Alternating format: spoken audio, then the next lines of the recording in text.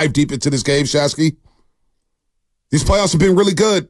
I've enjoyed the first round. No stress, taking a step back, kind of eyeing the league. Last night was a phenomenal basketball game. That was grown man basketball. Grown man basketball. You see all the nuggets. Guys are playing 46 minutes, 43 minutes, 40 minutes. Jamal Murray, questionable with a calf strain, guts it out, hits a game winner.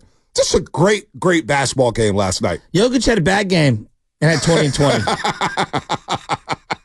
By his standards. By his standards. Like, he's phenomenal. 25-29, sorry. No, I love that.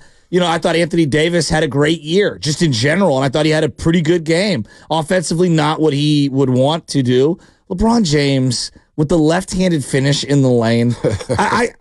Look, I know you bring up LeBron, it triggers a lot of people's feelings or whatever, but watching an all-time legend like him attack the basket, he's still one of the best players in the league. And then to see Jamal Murray hit multiple shots down the stretch, started the game and ended the game. It was just such a bookend. It was a beautiful game. Aaron Gordon, Bay Area zone with some huge rebounds down the stretch. And then Austin Reeves, Spadoni's boy. I thought he played really good yesterday. He did. That was But the Lakers are done. The Lakers are done, and it starts an all season. There's a lot of question marks. We're going to have a lot of questions on this all season here. Jermaine Wiggins, WEEI in Boston, is going to join us at 8:30 because I think the Celtics are in trouble too. All of a sudden, I'm looking at the New York Knicks saying they have a shot to go to the NBA Finals. Oh, my God. It would not shock me if they went to the NBA Finals. Anything could go down. But Minnesota-Denver is going to set up to be a monster second-round series, something I am looking forward to. The young guns in Minnesota against this Denver team that just won't die. They didn't play great this series. They trailed for most of it. They win it in 5 games. I saw people tweeting like, hey, it's the most competitive 5-game series I've ever seen in my life. Okay. Wait, are we keeping, was that Windhorse? No, we keeping tabs on 5-game series now. Sure, great. The Lakers absolutely were terrific in going down in this series. I'm not sure I've seen a more impressive performance in a sweep ever. Until he saw the Lakers have a lead in every single game of the 5-game series they just lost. Right. 75% of all the minutes played, they were leading. Really? Wow. Yeah. Wow. But that game flipped in the third quarter. With Anthony Davis. And the scam man. The scam man, Darvin Scam. Darvin You Ham. like that? It's my favorite. I came up with that a while ago. Don't let the internet fool you. Yeah. I started Darvin Scam early on in the chat. Dude, listen, I'm watching him with hands in pocket, not call a timeout. Well, and I'm saying every CYO ref across the country is saying, hey, Darvin, listen. LeBron is going to choke you out if you don't call a timeout. Whoa. What are you doing? And honestly, this is where I would say to LeBron, why don't you just call the timeout? That's what I was about to say. Right. Just call the timeout. Right. Dude, first of all, his Game 4 tantrum, jumping up and down in front of Darvin Ham. Challenge it. And him jumping up and down using all 42 inches of his vertical, jumping up and down and throwing a tantrum like he's Baby Chaz or something. Like, what the hell are you doing, LeBron? You want to deal with that here in the Bay Area? You imagine him and Draymond Green contesting a call with a referee? Oh, my Lord. Anyway. The tears would be flowing from Steph. Last night, Anthony Davis hurts his shoulder. It's obviously dangling, that left shoulder, whatever it was, a stinger. I don't even know what they called it after the game. But the Lakers are rolling. They're up 69-60. They're rolling. Call the timeout, get AD out of the game, get LeBron, get a good lineup in there, and stabilize your lead. Instead, the Nuggets go on a 12-2 run. Darvin Ham's sitting there with his hands in his pocket. AD can't shoot. LeBron's literally telling him, run to the corner. We're not going to pass you the ball because you can't do anything. You're playing 4-on-5. You blow the lead. Then you say, you know what? Okay, now's a good time to call a timeout. Darvin, it's an elimination game. That's the game, homie. You're done. You're going to be an assistant coach again if you don't get this timeout called. And he doesn't call the timeout, and the Lakers blow it. I don't know if you follow along the way I follow along on different reports, but ESPN, and this is in succession, 10:50, okay? The game ended at about 9:45. Yeah. 10:50. LeBron James shrugs off a question about his future with the Lakers. And then at 11:27, Darvin Ham's job is in jeopardy. Yeah, I know. By 6 a.m. this morning, I've already seen 4 different credible people talk about Darvin Ham out the door, and the Lakers are open to drafting Bronny James. Oh. I mean, you want to talk about the clutch movement working in the middle of the night? And I ask you, Joe Shasky, You really want to deal with that up here in the Bay Area? This is what I say to you, Bonte. Oh, gosh. Where do I sign up? Oh, Where do I gosh. sign up? Oh, my Lord. You complain about it all the time. Now you want to deal with it. Oh, my God. Did you see LeBron in the fourth quarter? No, listen. He played God mode in the fourth quarter. Game 2 and game. Last night I was like, oh, he's going to win this game. He's going to will them to a victory. That left-handed finish was so sick. He was everywhere. He was like, oh, you're going to put Michael Porter Jr. on me? I'm going right by him. But then defensively, you see the limitations now. Well, of course. Jamal Murray dunking 40. all over. Jamal Murray dunking all over him, posterizing him, then flexing. Then Eric Gordon with a key offensive rebound against LeBron James late in the game. He kicks it back out. Splash, three-pointer. The Nuggets take a lead. Listen, LeBron James is all-time great.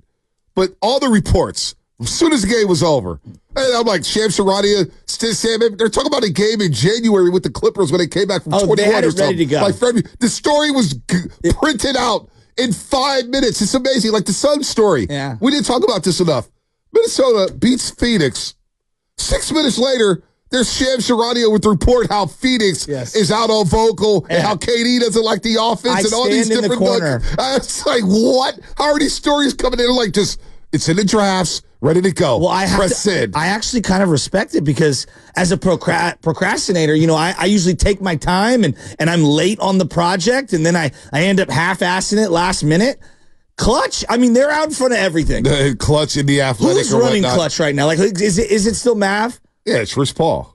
Rich Paul's running Clutch. Yeah, but Maverick Carter's still a part of it, right? Yeah, sure. LeBron, so Mav Rich Carter. Paul's the one at the head of the snake. Yeah, basically. The man does a great job, I have to say. I mean, if you want representation, forget Scott Boras. Go get yourself Rich Paul. I mean, he's got Shams Charania in his pocket. Shams is in his pocket. So as soon as the Lakers lose, there's like 5 different reports out. I'm just like, damn, Lakerland. Here's LeBron. You got the sound on LeBron. They asked him about his future, Spinoni? Yeah. Was there any thought at all that, you know, this could have been your last game with the Lakers? I'm not going to answer that. That means he's gone. Appreciate it. Gone. What a smile on his face. What do you say about the season? What Darvin Ham and because the participation trophy one was funny. I didn't hear that one. That was pretty funny. I was watching Inside the NBA and they went to Mike Malone. And Mike Malone actually was classy last night. He gave the Lakers a lot of credit. Said, look, that's a tough team. I hope Darvin. He was like advocating for Darvin to keep the job because I think he wants to coach against Darvin because he's won his last 13. Owned him. I really want Nick Mullins to stay the quarterback of the 49ers when we play them straight next week. against him. Come on. I mean, he was talking up Darvin Ham. He's a really good coach, and I hope the Lakers have the patience. That's a really good team or whatnot. Mike Malone was sweating yesterday. Mike Malone, you see him on the sideline? Oh my God. Mike Malone was sweating. Like, oh my God, if we have to go back to L.A. You think LeBron would want Steve Clifford to come coach the Lakers since he's such a great coach? Oh my God. He's available. Oh my God. Nobody's going to want to sign up for that job. Who wants to sign up for that job? Unless the Clippers clean house and get rid of Ty Lue. Paul Silas Jr.? Honestly, and we're going to have a lot of fun today because we're going to I think LeBron should be the coach. If he's going to stay in L.A., I'm dead serious on this. What I was going to ask... Why doesn't he just be player coach? I was just going to ask, what's the toughest job in sports as a coach? Is it managing the Yankees? Is it coaching the Lakers? I mean, what is the tough? Is it dependent on who's there? Cowboy head coach? Cowboy head coach is a good one. It's a really good one. I would say Aaron Boone's job's pretty difficult. Yeah, the Yankees. I was bringing up the Yankees. Red Sox. To your point, you know. Dodgers. Those are some tough. I mean, I don't know about the Dodgers because Dave Roberts has got like immunity. The guy's lost so many damn playoff games, and he's just got unbelievable job security. You guys know what's going to happen. You guys saw the reports last week. Terry Francona wants to manage again. Oh, Tito?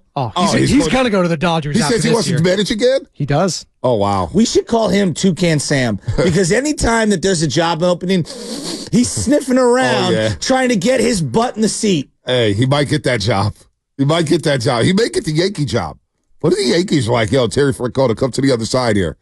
Make the evil switch. I think Aaron Boone is actually underrated. I like Aaron. They've had a lot of injuries the last couple of years, and I don't think their roster is close to as good as everyone else thinks it is. I'm not. That's a great question. What is the hardest job? I would not want that Laker job. And it's not because of the Lakers. Difficult too. Like Warriors job's difficult now, no doubt about that. Given where they're at and who they're dealing with. And Joe Lacob's the owner, and he wants to win. Situation. And Joe Lacob wants to win, and he's sitting courtside watching you. He's watching every rotation, saying, "I don't know if I like this lineup." Courtside, he is staring at you courtside. He's right there, micromanaging every second, and I kind of respect it. He's having conversations with referees. I seen him game 2.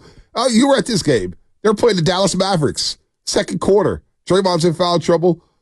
We see Joe Lacob literally during the timeout having a conversation with one of the referees. It was next level. I was like, this is great. He was birdie from above the rim. We can agree that when you go hardest job, like the White Sox job right now, because they're the worst team in baseball by a country mile. Right.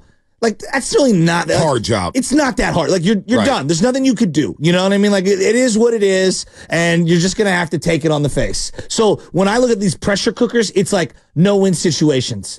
And that's why I think the Warrior job is kind of underratedly very difficult. And this is why I'm a little more lenient on Steve Kerr as the years have gone on. Look, when there were, a champion and you couldn't screw up any of the rotations or whatever, I would be more critical. Now I'm less critical because I think the job's very difficult. It is very difficult. Very, very difficult. The egos are unreal.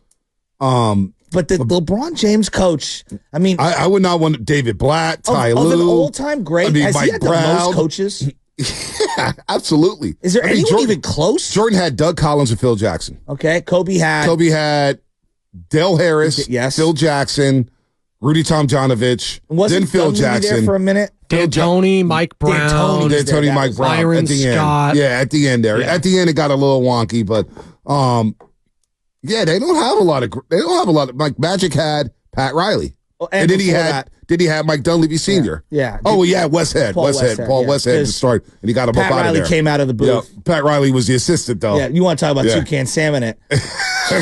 I'm sniffing that Stan Van Gundy can't get the job done. Let me come down from the booth. Win a title with Miami, got Van Gundy up out of there. No, I would not want to sign up for that job with the LA Lakers, and it's a great job. Like if you get to coach the Lakers, it's one of the brand names in all the sports. It is. It really is. That Laker logo, it is iconic. I hate the Lakers.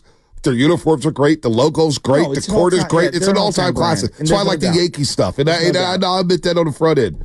But boy, coaching LeBron and AD, and what comes into that. Like I remember I had a couple of years ago, I had a friend who works with the Lakers, and he was like, dude, when Luke Walton was coaching, Luke Walton, they'd be at practice.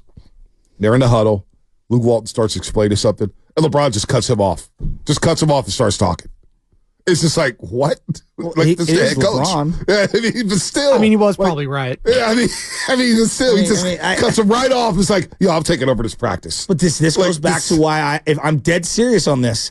If I was a random team trying to recruit LeBron, be the head coach. So what? So would you want to be the player coach with the Golden State Warriors? No, I think Steve Kerr is one of the very few coaches in the league that has enough equity to be able to coach him. How many guys have the Spoelstra? Well, Spoelstra almost got pulled out the paint. Pat Riley was there. That was a young Spoelstra. Spoelstra. It was his first job. 15 years later, 10 years later, he's viewed completely different. I just think there's very few people that have the bandwidth and the credibility and the resume to be able to stand up to LeBron. Probably only three, right? Spoelstra, Popovich, and Kerr. Exactly. Yeah. You don't think Pop? No. I don't know what Pop would do with him. I don't know. He respects him. They've done Team USA stuff in the past, true. I think, with him. That's true. And obviously, LeBron loved Coach K. Pop wanted nothing to do with that. You think Coach K comes out of retirement, takes that job? Remember Coach K was rumored to be a Lakers coach? I kind of wanted to see him do it. During the Kobe era? He was going to leave Duke and be Kobe's coach with the LA Lakers? Has he finally stopped putting the shoe polish on his head? Well, it was a toupee at the end, right? You know what? I do love me some Coach K now. I used to hate Coach K. Of course. It's great. We've established this. You're a 75-year-old white guy. We know you like Duke. Watching Coach K. Everyone knows this. Watching Coach K walk up and down the sideline, it was kind of cool. It was kind of cool to see the Blue Devil. The Cameron Crazies. Monte's in there with a bunch of white students.